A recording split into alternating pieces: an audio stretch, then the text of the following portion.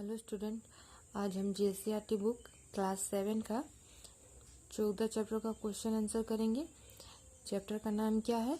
मुक्ति। और इनके लेखक कौन है? श्याम व्यास।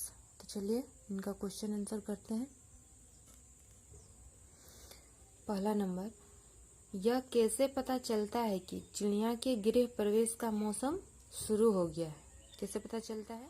अक्टूबर नवंबर माह में जब चिड़िया अपने घरों में प्रवेश करने लगती है और अपने चुनिंदा जगहों पर बैठ जाती, साथ में लाया हुआ सामान उन जगहों पर रख देती और जब पूरा घर चिड़िया के चींची के स्वर से भरने लगता, तब पता चल जाता है कि चिड़िया के गृह प्रवेश का मौसम शुरू हो गया है।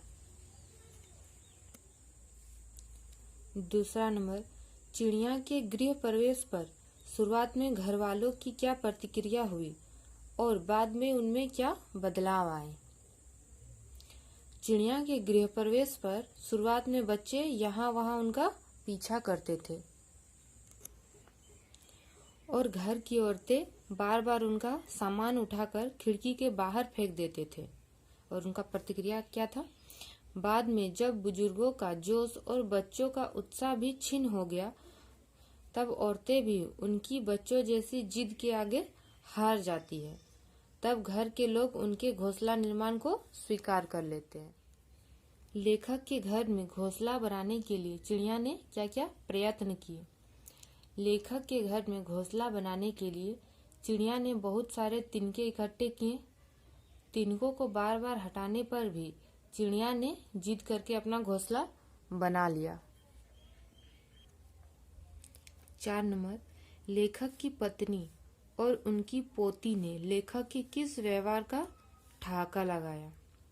लेखक ने देखा कि चिड़िया ने हर जगह बीट कर दिया है, तो लेखक नकली गुस्सा करते हुए कहा कि यह क्या, तुमने तो सब जगह बीट करके पुस्तकें खराब कर दी ना। अब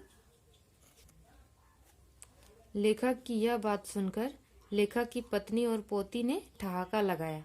शायद उन्हें लग रहा था कि लेखक सनकियों जैसा अपने आप से बातें कर रहा है। 5 नंबर, घर के लोगों ने चिड़िया को घोंसला बनाने से रोकने के लिए क्या क्या उपाय किए? घर के लोगों ने चिड़िया को घोंसला बनाने से रोकने के लिए उनके लाए तिनकों को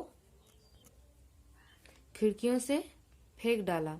चिड़िया के पीछे बच्चे भाग भाग कर उसे खदेड़ने लगे। 6 नंबर, कहानी के आधार पर सिद्ध कीजिए कि मुक्ति का सुख केवल मुक्ति पाने वाले को ही नहीं मिलता, बल्कि उनको भी प्राप्त होता है जो दूसरों को मुक्त कराने में सहायक होते हैं। आंसर क्या हो जाएगा? लेखक ने जब पड़ोसी की खिड़की फोड़कर चिड़िया और उनके बच्चे को मिलवा दिया, तो लेखक को संतुष्टि हुई। इससे यह पता चलता है कि मुक्ति का सुख केवल मुक्ति पाने वाले को ही नहीं मिलता, बल्कि उनको भी प्राप्त होता है जो दूसरों को मुक्त कराने में सहायक होते हैं। 7 नंबर, कहानी में चिड़ियों के संबंध में कौन सी 3 स्थितियां आई? इन 3 स्थितियों पर लेखक की क्या प्रतिक्रिया हुई? आंसर क्या हो जाएगा? कहानी में चिड़ियों के संबंध में 3 स्थितियां और इन 3 स्थितियों पर लेखक की प्रतिक्रियाएं। पहली स्थिति, घोंसला बनाने में, उसकी प्रतिक्रिया क्या थी लेखक की? लेखक द्वारा चिड़िया को घर न बनाने देने का विरोध। दूसरी स्थिति, मुक्ति के लिए छटपटाहट, और लेखक की प्रतिक्रिया क्या थी? लेखक द्वारा पड़ोस के घर में बंद चिड़िया को मुक्त कराना। तीसरी स्थिति, मुक्ति की प्रसन्नता, और लेखक की प्रतिक्रिया क्या थी इसमें? लेखक द्वारा पड़ोस के घर की कांच की खिड़की को तोड़कर चिड़िया और उनके बच्चों को मुक्त कर लेखक की प्रसन्नता का अनुभव। 8 नंबर, दोनों की शैतानी डूबकर ओस की पहली बूंद की तरह ताजगी भरी और प्यारी थी। इस कथन का आशय स्पष्ट कीजिए।